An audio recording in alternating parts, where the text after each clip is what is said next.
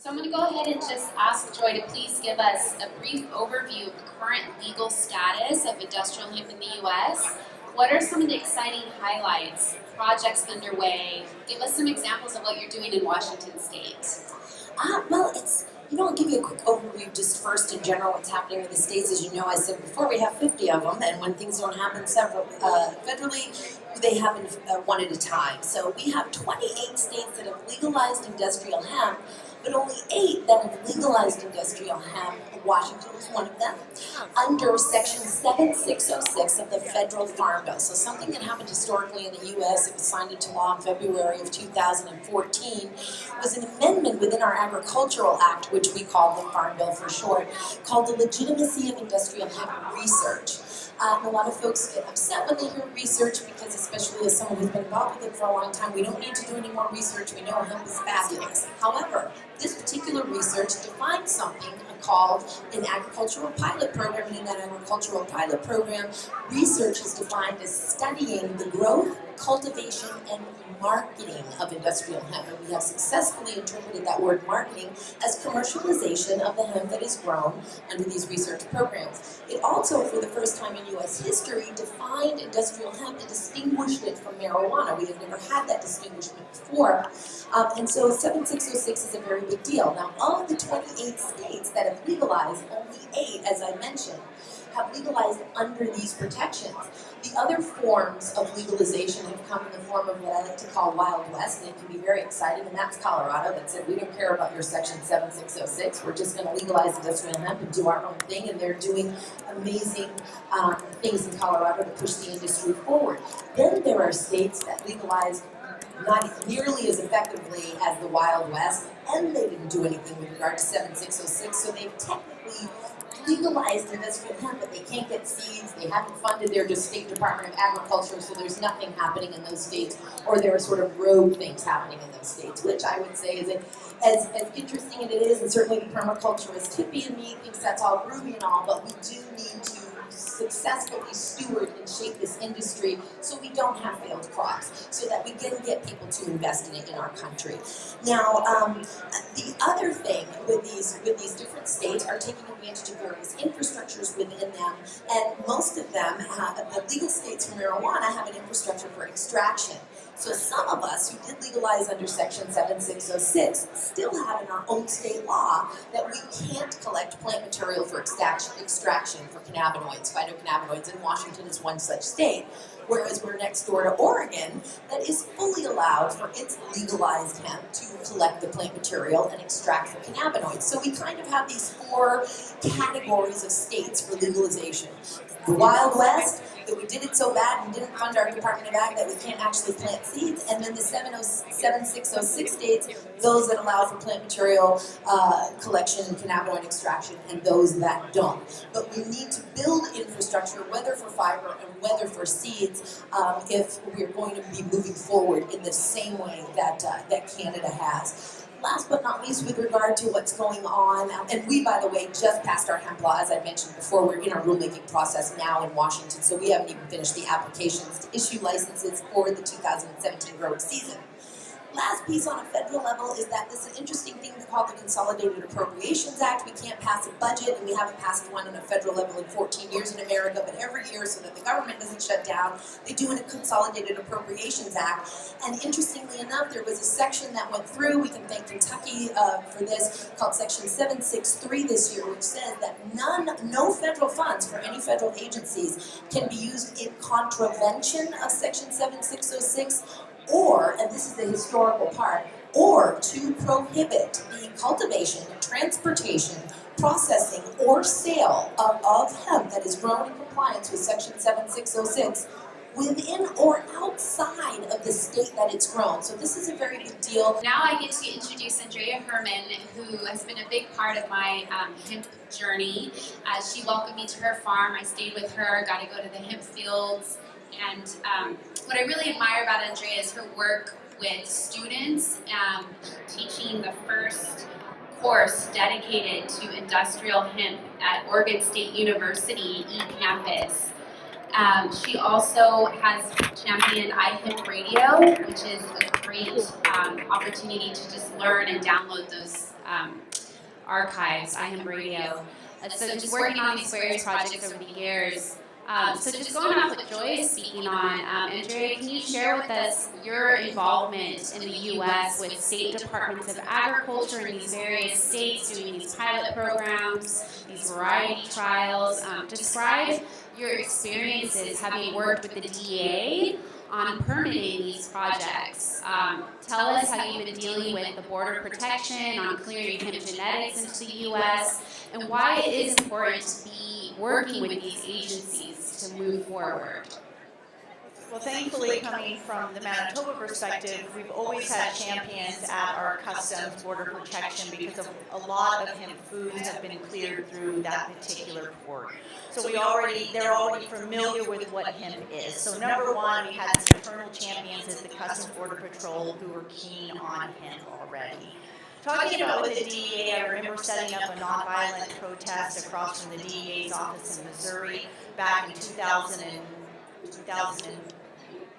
maybe two, I'd have to look back, but this is when we were battling with the DEA in the U.S. So going from that point to then having the officers come down to our pilot project in North Dakota, and actually at the end of the day, if I could have, I would have bought the gentleman a beer. Of course, I could not, but they were really there to help facilitate what we had going on. But their hands were also tied because they have this wording, which now has kind of it's changing every day, of course.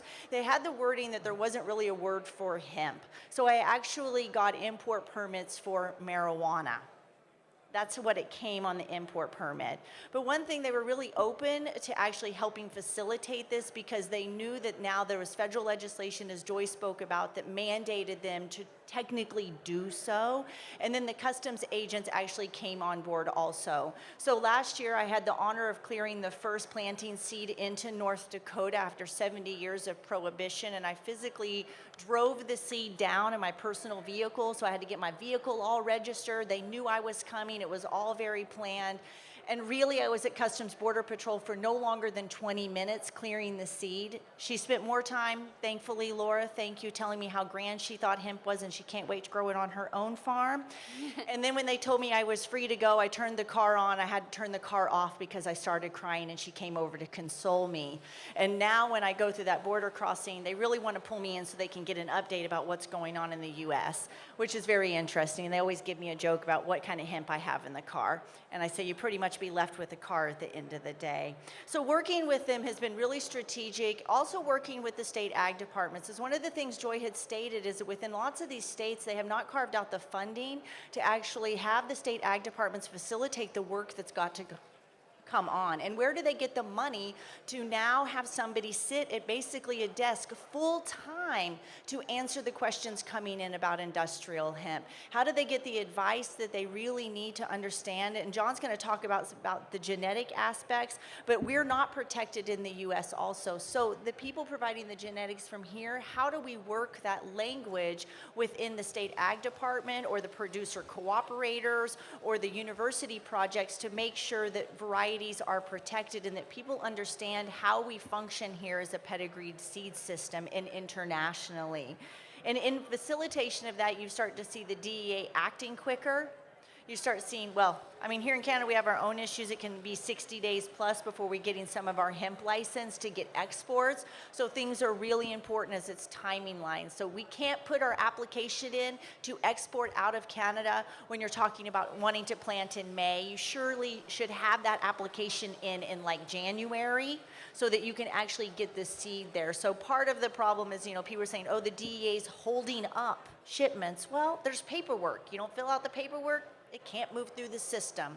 So having the paperwork, and also, that adds the legitimacy that we need. So now we know viable planting seed is clearing through the border, we're getting it through, and now we can change the regulations on how we're moving this plant material. And for instance, even if we built a fiber processing facility in the US, right now, because of the way the Customs Border Patrol, we can't move the bales that we have in Canada into the U.S. yet, unless it's under research projects. So how do we change some of those things also when we can move other types of straw material from Canada to the U.S. for processing? And lots of those products may come back to Canada or stay in the U.S.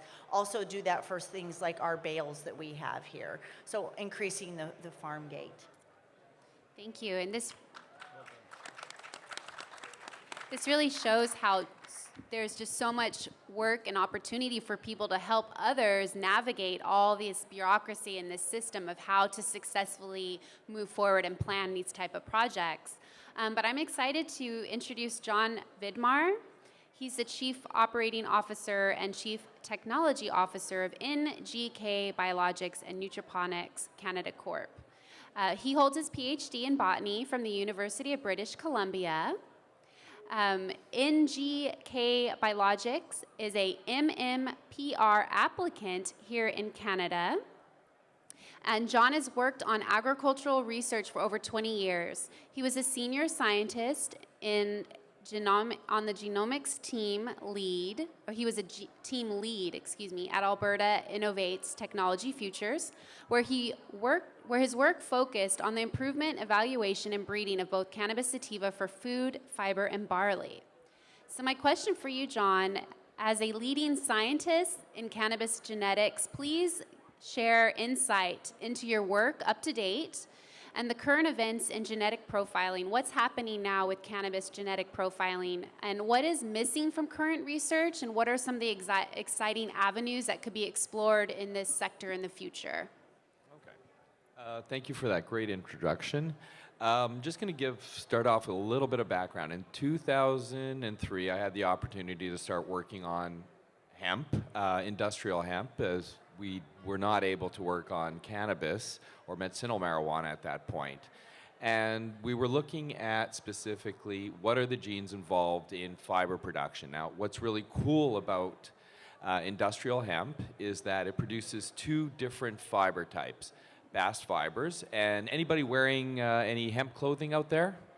Okay, there's one. Lasts a very long time, but it's also due to those long, great fibers, which, if we start looking at trees, are not present in trees. And so it's actually a very novel fiber form. And then you have the core fiber, which you can make really great building material. So I got basically tasked with starting to look at the genes involved in those pathways. Somewhat successful, had a lot of fun. Not very much uptake from industry at that time. So I started moving to food, started working on food hemp, and a lot of the tools in genomics and genetics is basically used for improved breeding. So a lot of the strains out there, or cultivars in agriculture, we call them cultivars, need to have support to increase their efficiencies in the amount of seed production or fiber production or in other possible uses of the crop. So we've been lucky. Canada has gotten quite a bit of support in that area. The hemp draft genome was actually produced a couple of years ago by a colleague of mine, John Page, also now currently at UBC. And what that allows is that a lot of the genes or the gene entities that are present within the plant are now known. The problem is they're just letters, and those letters can encode genes, which then give a specific phenotype in the plant. But currently, we have a lot of genes, and how they interact in the plant to make cannabis a great plant is unknown. And that's where the next phase of research needs to be done. Also, there's another project in Europe right now called Multi-Hemp, and they're actually resequencing, I think, over 200 different cultivars of industrial hemp. Now, what that allows is that you actually start getting little molecular markers present in certain cultivars and not present in other cultivars, and then you can actually use that in your directed breeding program. So that's my little roundup here. Great. I think this segues nicely into a question I have for Anndrea. How does the selection of a specific hemp cultivar, how does that impact downstream processes such as manufacturing products and the in-use markets? How does cultivar selection affect that? Well, here we are based, the varieties that we can grow, or the cultivars that we can grow, are on a list of approved cultivars, so we can only grow certain ones, and they're really classified as distinct. So that's one of the things when you go to register your varieties here is that they are distinct. So thankfully within the breeding industry, providing those parental lines to help improve the seed yields, the fiber types per se, are really shared amongst the plant breeders. So that's really been able for us to develop the varieties that came from the Ukraine into the varieties that we have now. So if we look at the Canadian aspect, is that essentially what we brought in the first were like these dual cropping varieties. So the concept was that we were going to harvest the grain and the fiber. Fiber really first and grain secondary. Well, the grain industry really became the driving force. So from that, that also drove the breeding programs to reduce the height and stature of the crops and increase the grain yield. So for here particularly, since we have no fiber processing, what good is this for really to be growing a lot of fiber hemp when we have no processing or limited processing? And also looking at the facilitation of the growth in the agricultural equipment that you have. If you don't have the equipment to handle all of the fiber harvesting, why would you want to grow that when you've got the grain bins and the infrastructure to surround that? So that's another thing that we've seen. If you look at what's going on in Europe with really being principally fiber driven, the types of machineries that they're using are also different. The applications that they're using and the harvest timing, their crop rotation flow is much different. And as I said earlier, like trying to haul a bale over 100 miles becomes uneconomical. So that's also looking at what kind of infrastructure. So, you know, maybe hemp doesn't belong in cultivation everywhere for the same application, but it sure in the hell belongs in your belly, on your back, in your automobile, and in your home, and in most of the dollars that are out there. So it's really looking at what infrastructure you have, how do you develop that? It's like, okay, well, if you're not, I get lots of communities going, oh, you know, we want to farm hemp. All right, let's talk about what farming infrastructure you have. Oh, we have none. But you want to farm hemp. You know, can you tell me how much money it's going to cost? All right, well, let's talk about a bin. All right, let's talk about pouring a pad. Let's talk about a $300,000 piece of a farming equipment and all the infrastructure that goes there. So maybe we look first at what infrastructure you existingly have and how can we incorporate hemp into that, which then will maybe help drive that agricultural landscape around you. So looking at what we have and how we can incorporate hemp into it, and then maybe we can start focusing on some of the bigger pictures as part of the solution, and how do we get the jobs that are gonna drive the money back into the community without having to come in and build massive infrastructure. Thank you. We're about to start the Q&A, but I have one question I'm just really wanting to ask, opening up the panel. How do you approach the discussion with people when they ask about the difference of hemp seed oil and hemp oil, specifically people searching for like CBD or cannabidiol, and then the hemp seed oil, which is the omegas, essential fatty acids, and how are we working with language and industry to help clarify with people that are out there getting these products what they're getting? Charles, do you want to talk from the hemp food business perspective? We can talk from the legal. Sure. From the food side, it's pretty easy. We just say, you know, we're pressing the hemp seeds for oil, and that's what we serve up. There's nothing else added to it. Whereas the hemp oil also has additives from concentrated CBD, so it's pretty simple from a food perspective. From a legal perspective in America, and I know you were at Natural Products Expo West too, weren't you, with Hempco? So, and I was there with Hemp Production Services. Every other visitor at the booth was, oh, your hemp oil? Is that CBD? Was that at Hempco's booth as well? That confusion? Often, yes. Yeah. So, and that confusion is rampant. And so for the Hemp Industries Association, a couple of years ago in July, it was actually 2 years ago this month, they put out a meme that said, this is hemp oil. And it had a picture of hemp seeds and some beautiful green oil coming out of a decanter for actual oil. And then it said, this is not hemp oil. And it had syringes and tinctures and paste and things that look like medicine. And then it said, hemp oil is oil pressed from the hemp seed. Hemp extract, this hemp oil is extracted from plant material from the leaves and the flowers and the buds. Now, and then the Hemp Industries Association really wanted to toe that line, that we were going to keep calling hemp seed oil hemp oil, and we wanted everyone to know the difference. Well, it's just too confusing. Now, the hemp seed oil industry is at this point willing to say, we are hemp seed oil people, we are hemp seed oil, and the hemp oil and all of that other confusion can come down to it. But it is a tremendous point of confusion, and it is going to take public education, and it's going to take the industries such as Canadian Hemp Trade Alliance, the Hemp Industries Association, and some phytocannabinoid professionals, and the FDA and the American Herbal Product Society to really get involved in just educating the public, because hemp seeds are not a significant source of cannabinoids. Thank you. And I'll just add that.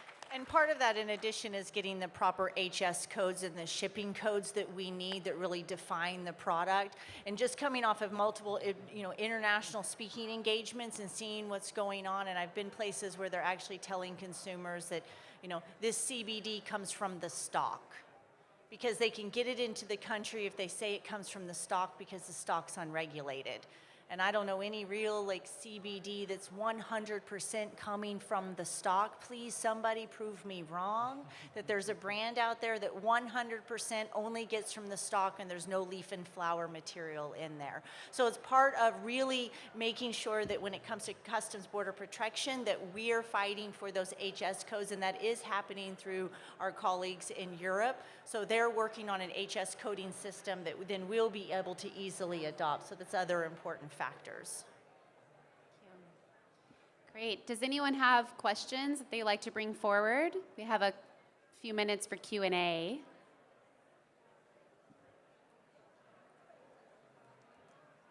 Hi, my name is Stephen Teed, and I'm here from the Adams Lake Indian Band, and I gotta say it's very informative, and it's very nice to see people working so hard for such a beautiful project and industry, really. Now I kind of forget my question. Take a breath. Oh, there it is. Okay, so I just want to know, as a person living in BC and wanting to support everything you guys are doing, what is the way that I can actively start supporting hemp? I'm already communicating with all my community and everything, but I want to go on a bigger scale, and I want to start growing hemp in our community, and I just want to know what are some really easy ways to start getting people to even making a difference for you guys to make your jobs easier so we can live a better life. That's what Buy hemp. Ho. Simply put, I mean, if you have interest in your community, you want to see their health improve, you have to go and educate them. You can bring people in from companies like ours and say, hey, we believe this food will help us with these issues, and once they start spending their dollars, it all starts to change, because our dollar is the most powerful vote we have. I think also looking at what infrastructure we have, I mean, I know there's a certain, especially coming from the First Nations perspective, if we talk about the building issues that we have with the substandard homes that are provided, and how do we take that portion? So one of the things that we've done with the Minister of Housing in Manitoba is we do have a hempcrete house that's been built as part of the Building in the North project. And how do we, also not just give a home, but how do we educate the people that are going to be living in these homes to maybe potentially go out and build these homes? So that's part of that education factor coming in. Thankfully here, if we look at some of the First Nations, there is opportunity for funding to come forward, but looking at building applications, or as I was saying, looking at what infrastructure you already have and how to incorporate a little bit of hemp into that. So if you got a home soap maker, for instance, right, get some hemp seed oil into that and start educating. And also if we look at, rates of diabetes, and how do we incorporate hemp foods into help the diets of what's going on? I mean, particularly on the First Nations, this is some of the things that has been brought forward to me about how we can incorporate to help the community, especially on a diet front, highly digestible proteins and things for inflammation coming from hemp seed oil outside of all the other medical benefits. Thank you. Hi, good afternoon. I wonder if you could talk, I know there's a difference here between the Canadian and the American regulations, but the availability of trichomes from industrial hemp to be transferred into other stuff.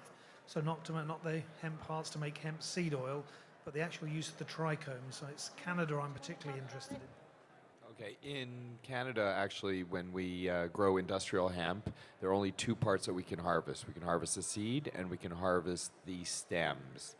Currently, we cannot harvest any other green material off the plant for isolation of any other compounds present within the plant. So currently, we are not able to do that. CHTA has been lobbying government to actually change those rules, and that way we can actually get 3 product streams or major project streams from industrial hemp.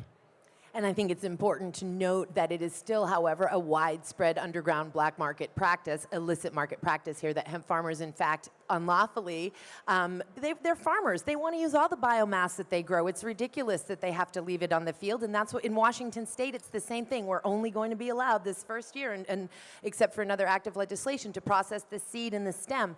No, we're going to have to leave the plant material by law on the ground, just like the farmers in Canada has to do it. Having said that, of course, it's a widespread practice that they absolutely don't do that, and they collect plant material and they extract it, and they get their biomass out there, and it helps people. But it is unlawful in the state of Washington and in the country of Canada. And just through the regulatory changes, as they talk about the fact that, well, you can get the research permits to do the research, so under industrial hemp. So our hands aren't completely tied, and we need that research to add legitimacy so that we can make the regulatory change. Now, maybe you're not going to be able to sell that research material on the market, but if you can prove its efficacy and its safety, it will help us when we talk about coming to Health Canada to make that change, and having more people apply for those types of research projects, do those research projects and bring forward and publish that work adds legitimacy for that change. So if it's something you're interested in doing, we can definitely help facilitate a research project. And I could talk for an hour on it and would love to tell you more if you're interested. Thank you. So that's the closing of our panel today. I want to thank you all for being here, and we just, in America, I appreciate all the work that's been done in Canada and all the exchange of knowledge, and specifically the opportunity for anybody, no matter what field of study they're in or what they're doing. I feel like hemp is something that they could really integrate in one way or another. Any student studying at school, educating their peers and their faculty about industrial hemp and the nutrition of hemp, and really making that bigger change. So that way we can just boost the acreage and just make it just keep growing. So thank you.